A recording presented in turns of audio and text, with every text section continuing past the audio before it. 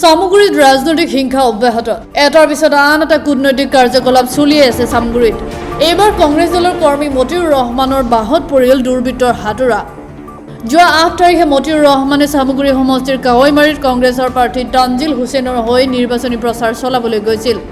নিৰ্বাচনী প্ৰচাৰ চলাই থকাৰ সময়তে দুৰ্বৃত্তই মতিউৰ ৰহমানৰ মাৰুতি সুইফ্ট ডিজায়াৰ বাহনত কৰিলে আক্ৰমণ বাহনৰ পাছফাল ভাঙি চুৰমাৰ কৰি অৱক্ষয় ৰূপত পেলাই থোৱা হ'ল আৰক্ষী প্ৰশাসনে চাই থাকিয়ে দায়িত্ব সামৰাৰ অভিযোগ কংগ্ৰেছ কৰ্মী মতিউৰ ৰহমানৰ সামগুৰিত ৰাজনৈতিক বিদ্বেষ ভাৱ আৰু কূটনৈতিক ৰাজনৈতিক ৰণকৌশল যেন অবাধ বৃদ্ধি পাইছে কাকো কেৰেপ নকৰা আনকি বাতৰি সংগ্ৰহ কৰিবলৈ যোৱা কৰ্তব্যৰত সাংবাদিককো প্ৰহাৰ কৰা হৈছে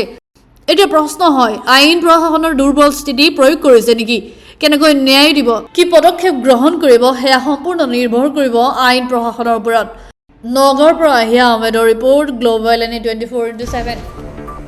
মানে যোৱা ৮ নৱেম্বৰত সামগুৰি আপোনাৰ কাৱৈমাৰী জেগা পঞ্চায়তৰ আমাৰ মানে এখন মিটিং আছিলে আৰু য'ত মানে সেইখন মিটিঙত আমি মোৰ লগৰ এজন বন্ধু হাইদৰ দা তেওঁ মোৰ লগত আছিলে মই এখন গাড়ীতে আছিলোঁ মানে কাৱৈমাৰী যোৱাৰ লগে লগে ধৰি লওক তাত মোৰ গাড়ীখনত এটেক কৰি গাড়ীখন ভাঙিছে কোনে ভাঙিছে নে বাহন বিজেপিৰ মানুহে ভাঙিছে মজিবুৰ নামৰ গুণ্ডা আছে চিনি পাইছে নেকি কোনে ভাঙিছে নেকি চিনি পাইছোঁ মানে কিন্তু মজিবুৰৰ কিছুমান গুণ্ডা আছে সিহঁতে ভাঙিছে মজিবুৰ কোন হয় নেকি মজিবুৰ মানে বিজেপিৰ এতিয়া আগতে কংগ্ৰেছত আছিলে বহুত ভাল আছিলে কংগ্ৰেছত থাকোঁতে কিন্তু যেতিয়া নেকি বিজেপিত গুচি গ'ল সি তাৰ উগ্ৰতাটো বাঢ়ি গ'ল আৰু তাৰে কিছুমান ল'ৰা আছে সি লগত লৈ পেলাই এনেকুৱা হাইকাজিয়া সৃষ্টি কৰি আছে গাড়ী চাড়ী ভাঙি আছে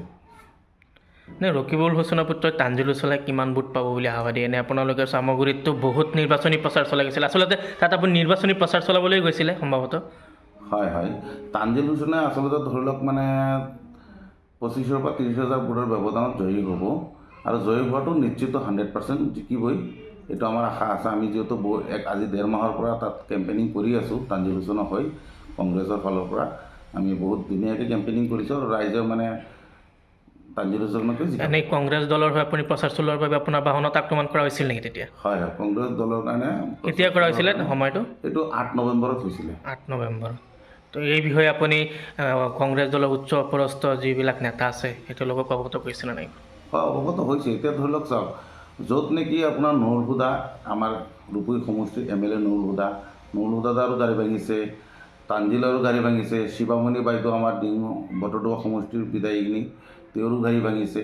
এতিয়া হাইদৰদাৰ গাড়ী ভাঙিছে মোৰ গাড়ী ভাঙিছে এতিয়া ধৰি লওক মানে কথাটো আমি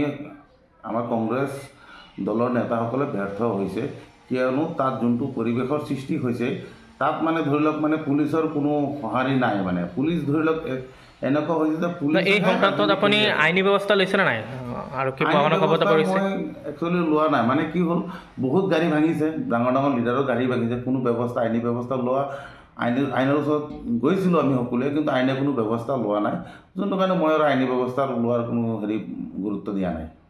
নে সামগুৰি উপ নিৰ্বাচনটো বৰ্তমান বহুত চলি আছে নে আপোনালোকৰ মতে সামগুৰি নিৰ্বাচনত মানে নিৰ্বাচনী যিটো যুঁজটো কেনেকুৱা হ'ব বুলি ভাবি আছে আপোনালোকৰ দৃষ্টি হয়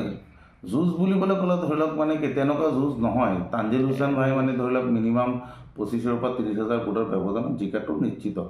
ইয়াত মানে মাইনৰিটিৰ কিছুমান ল'ৰা আছে য'ত নেকি বিজেপিত গৈ জইন হৈছে বিজেপিত যোৱাৰ কাৰণে সিহঁতে মানে বিজেপিৰ পৰা কিবা শক্তি পাইছে